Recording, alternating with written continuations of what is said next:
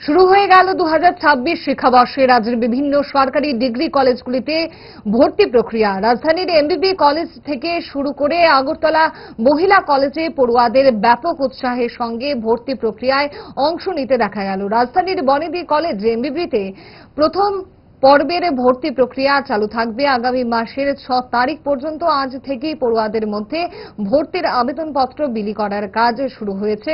কলেজের অধ্যক্ষ অর্জুন গোপ সংবাদ মাধ্যমে ভর্তি প্রক্রিয়া নিয়ে বলতে গিয়ে কি জানিয়েছেন দেখুন।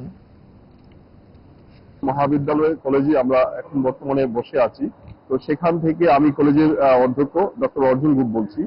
আমাদের মহাবিদ্যালয়ে অন্যান্য ডিগ্রি কলেজের মহাবিদ্যালয়ের মতোই অ্যাডমিশন প্রক্রিয়া শুরু হয়ে গেছে, আজ থেকে শুরু হয়েছে এবং সেই অ্যাডমিশন প্রক্রিয়ার প্রথম ফেজের অ্যাডমিশন প্রক্রিয়া সম্পন্ন হবে আগামী আগামী মাসের 6 তারিখ পর্যন্ত ফার্স্ট ফেজের অ্যাডমিশন। এখানে আমাদের মহাবিদ্যালয়ে বর্তমানে 11,878 জন অ্যাপ্লিকেশন জমা দিয়েছে। তাদের মধ্য থেকে আমাদের যে মোট সিট রয়েছে সেখানে 2040টা সিট রয়েছে। তার মধ্যে ইউআর ক্যাটাগরিতে 1062 জন ভর্তি হবে এবং এসটি ক্যাটাগরিতে ভর্তি হবে 635 জন এবং এসসি ক্যাটাগরিতে 343 জন।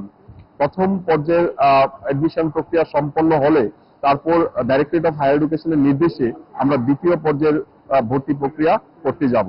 প্রথম পর্যায়ে 4টি রাউন্ড রয়েছে। আজকে প্রথম রাউন্ডের প্রথম দিন, প্রতিটি রাউন্ড 2 দিন করে চলবে।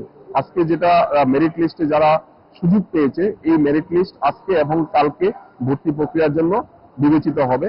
পরবর্তী পর্যায়ে দ্বিতীয় রাউন্ডে আবার মেরিট লিস্ট বের হবে, তৃতীয় পর্যায়ে আবার মেরিট লিস্ট বের হবে এবং চতুর্থ রাউন্ডে আবার মেরিট লিস্ট বের হবে। অর্থাৎ 4টা রাউন্ড মিলে হবে প্রথম পর্যায়।